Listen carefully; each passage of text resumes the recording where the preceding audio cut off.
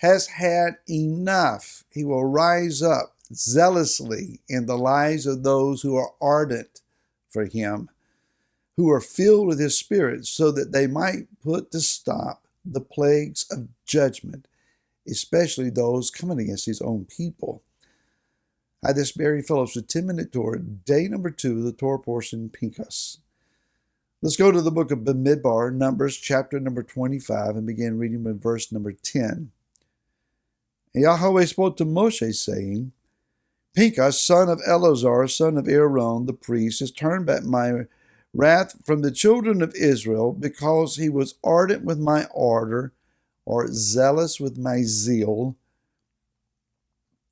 in their midst, so that I did not consume the children of Israel in my zeal, or my ardor, or my jealousy. Now, who is Pinchas?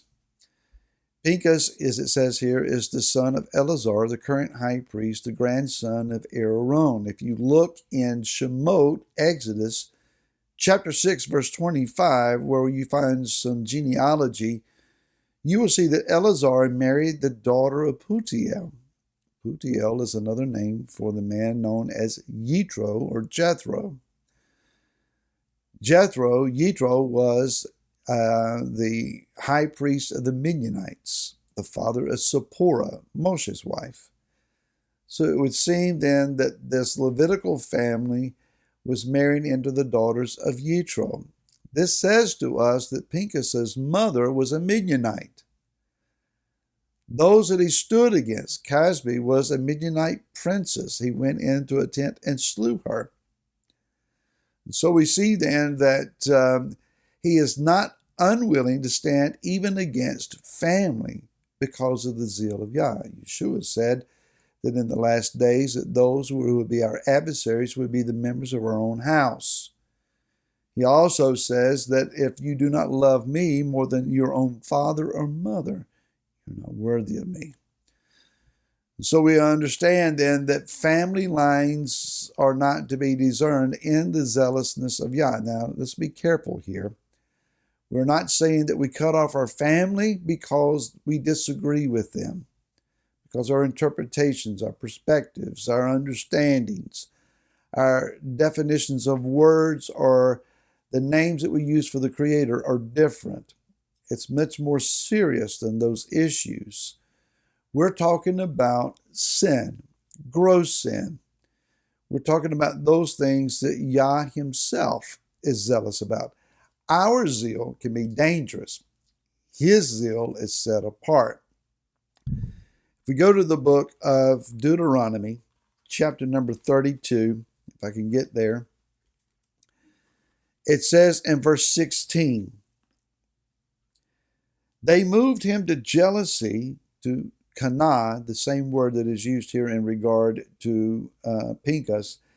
They moved him, Yahweh, to jealousy with foreign matters, with abominations. They provoked him. In verse number 21, we read, they made me jealous by what is not ale. They provoke me with their worthless matters, but I make them jealous by those who are no people. Yah is referencing here the gross idolatries of Israel. In the book of Ezekiel, if I can get there quickly, chapter 39 and verse number 25. It says, therefore, thus says the Master Yahweh, now I am going to bring back the captives of Yaakov, and I shall have compassion on all the house of Israel, and shall be Kana. I shall be jealous, zealous, ardent for my set-apart name. When we bow down to idols and call them by the name of Yud-Heh-Vav-Heh, when we misidentify him, his zeal rises up. It needs to rise up in us. He says in the book of Joel, again, let me get there.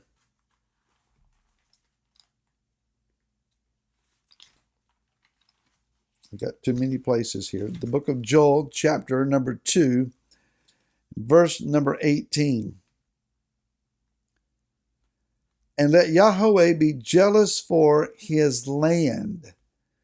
So he's not only jealous for the city of Jerusalem, for the land of Israel, for Mount Zion, he is jealous, it says, and spare his people.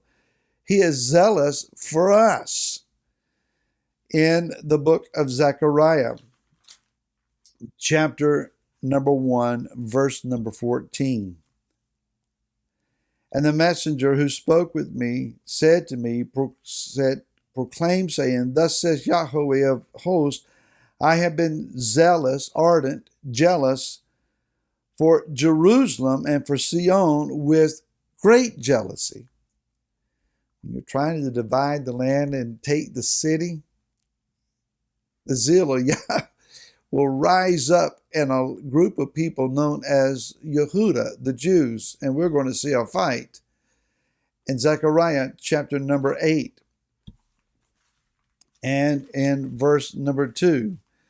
Thus said Yahweh of hosts, I shall be zealous, ardent, Kana for Zion with great jealousy, and with great wrath I shall be zealous for her. When it comes to Jerusalem, Yah is not kidding. He's not going to play. Be careful if you are a part of those who refuse to turn their face toward Jerusalem. Be careful when you have those among you that are anti-Semitic in their heart and say, I'm not turning there. I'm not going to pray there. I'm not going to go there. I don't need to be a part of all of that. Yah is zealous with great zeal for his city. We go to the book of 1 Kings. And in 1 Kings chapter, if I can find it, 1 Kings chapter number 14.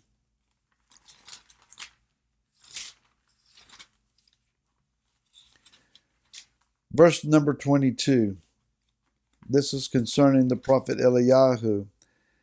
And it says, And Yehuda did evil in the eyes of Yahweh, and they provoked him to jealousy with their sins, which they committed more than all that their fathers had done.